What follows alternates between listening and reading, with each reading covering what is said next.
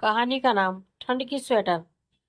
24 वर्षीय निधि किसी छोटी सी बच्ची की तरह अपनी मम्मी रजनी से रूठते हुए बोली कि तुम देख लेना मम्मी, अगर तुमने मुझे ठंड शुरू होने से पहले अपने हाथ से बुना हुआ स्वेटर बुनकर नहीं दिया तो मैं तुम्हारे सर की कसम खाकर कहती हूँ कि मैं भले ही इस बार की पड़ने वाली ठंड से कपकपा कर मर जाऊं, लेकिन मैं मार्केट से खरीदा हुआ कोई भी जैकेट या स्वेटर नहीं पहनूंगी।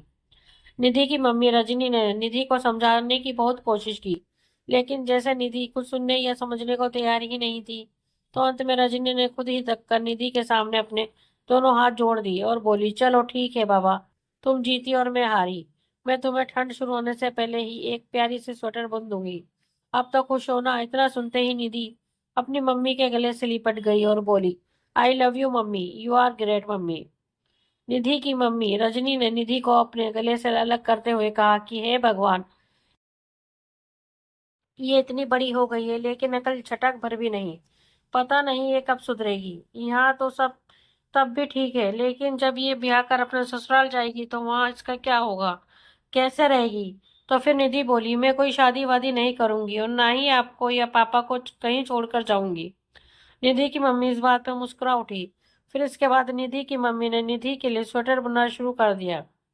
उन्हें जैसे ही घर के काम से थोड़ी सी फुर्सत मिलती, वह निधि का स्वेटर बुनने के लिए उनके गोले को लेकर बैठ जाती। इस तरह उसने कुछ ही दिनों में निधि का स्वेटर बुनकर तैयार कर दिया।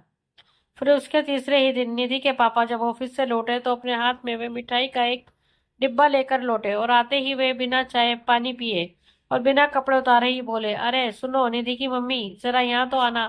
निधि की मम्मी ने किचन में से ही कहा, आप बैठिए मैं भी आई।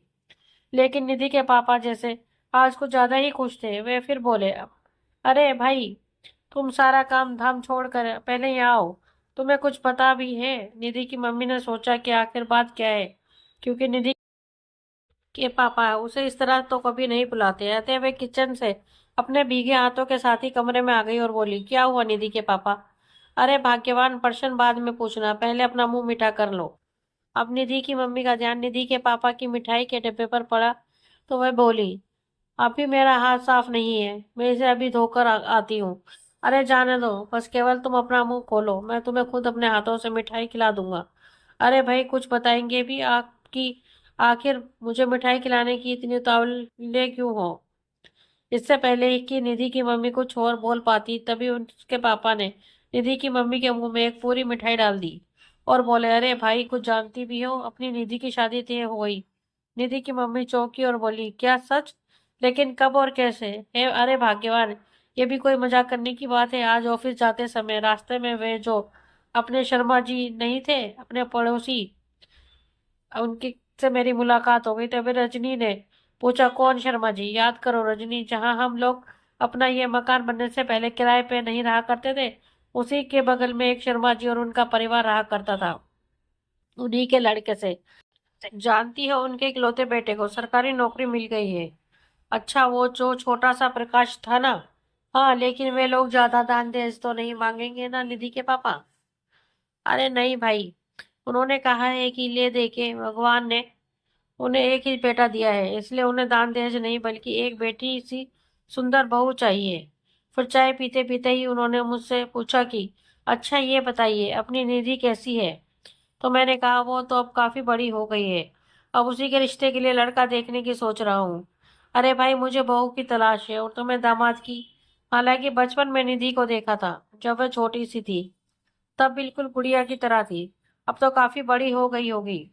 हाँ शर्मा जी, अच्छा अच्छी, उसकी कोई फोटो हो तो दिखाना किसी दिन। अभी तो आप ऑफिस जा रहे हैं। मैं ठीक तीसरी गली में किराए पर हूँ, और हाँ, यही बगल में जमीन भी ले ली है। वही गया था। परसों से काम भी लगाना है, क्योंकि मैं चाहता हूँ कि जब मेरी बहू पहली बार अपने ससुराल आए, खुद के बने मकान में है। अब तो अक्सर हमारी मुलाकात होती ही रहेगी। मेरा मोबाइल नंबर ले लीजिए। तभी मैंने झट निधि की फोटो उन्हें दिखा दी। दरअसल आज बिना तुम्हें और निधि को बताए ही मैं निधि की एक फोटो अपने साथ ले गया था। दरअसल मैं ये सोच के ही घर से निकला था कि मैं ऑफिस से छूटने के बाद कुछ लोगों से अपनी निधि की शादी की चर्चा करूंगा। फिर निधि अब बड़ी भी हो गई है। अतः उन्होंने निधि की फोटो देखते ही मुझसे कहा, अरे निधि इतनी बड़ी हो गई। बिल्कुल, ये तो बचपन से भी कहीं ज्यादा सुंदर लग रही है भाई।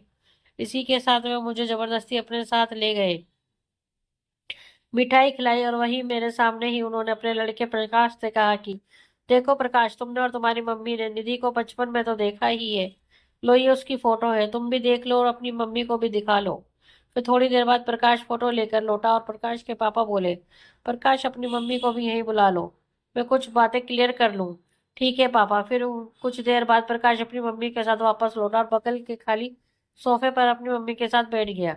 तब शर्मा जी बोले, देखो बेटा प्रकाश, शादी तुम्हें करनी है और लड़की के साथ जीवन तुम्हें बिताना है, इसलिए मैं पहले तुम्ही से ये पूछना चाहता हूँ कि अगर तुम किसी और लड़की से प्यार करते हो तो बता दो, मुझे कोई एतराज नहीं है। प्रकाश थोड़ी देर बाद बोला, नहीं पापा, मैं किसी और लड़की से प्यार नहीं करता, मैं जब भी शादी करूंगा आप और मम्मी जहाँ चाहेंगे वहीं करूंगा। तुमने और तुम्हारी मम्मी ने फोटो देख ली, लड़की पसंद है ना तुम दोनों को? हाँ जी। आप बात पक्की करिए, मैं अंदर से आप लोगों के लिए मिठाई लाती हूँ। फिर मिठाई आते ही हम दोनों ने एक दूसरे को मिठाई खिलाकर मुंह मीठा किया, और लगे हाथ में लोग नवंबर में शादी करने के लिए तैयार भी हो गए। इसी खुशी में निधि के पापा ने निधि की मम्मी रजनी को अपनी गोद में उठा लिया, तो मम्मी पापा ने शर्माते हुए बोली, अरे मुझे नीचे उतारिए, मेरी नहीं तो कम से कम अपनी उम्र का तो ख्याल कीजिए। फिर अगर निधि ने हमें इस तरह देख लिया तो वे हमारे बारे में क्या सोचेगी? इतना सुनते ही निधि के पापा ने उसकी मम्मी को अपनी गोद से नीचे उतार दिया, और मम्मी जैसे ही पापा से थोड़ी दूर हुई तो उन्हें ऐसे चिढ़ाया कि जैसे कह रही हो कि अब आप बुद्धू के बुद्धू ही हैं। पापा हंस पड़े।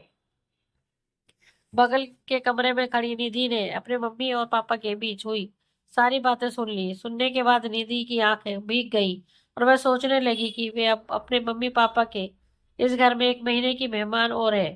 फिर शादी के बाद अपने मम्मी पापा की लाडली निधि किसी और के घर की निधि बन के रह जाएगी। निधि भारी मन से अलमारी के पास पहुंची और उसने मम्मी का बुना हुआ स्वेटर अलमारी से निकालकर अपने सीने से लगा लिया और बोली, मम्मी, तुम्हारे हाथों से बुनी हुई ये ठंड की स्वेटर मेरे लिए कोई आम सी स्वेटर नहीं, बल्कि ये तुम हो जो इस स्वेटर के रूप में हमेशा तुम अपनी इस निधि के साथ रहोगी। दोस्तों, आपको हमारी कहानी कैसी लगी प्लीज कमेंट में हमें जरूर बताएं। कहानी आपको अच्छी लगी हो तो अपने दोस्तों के साथ शेयर करें और हमारे चैनल को लाइक एंड सब्सक्राइब करना ना भूलें। धन्यवाद।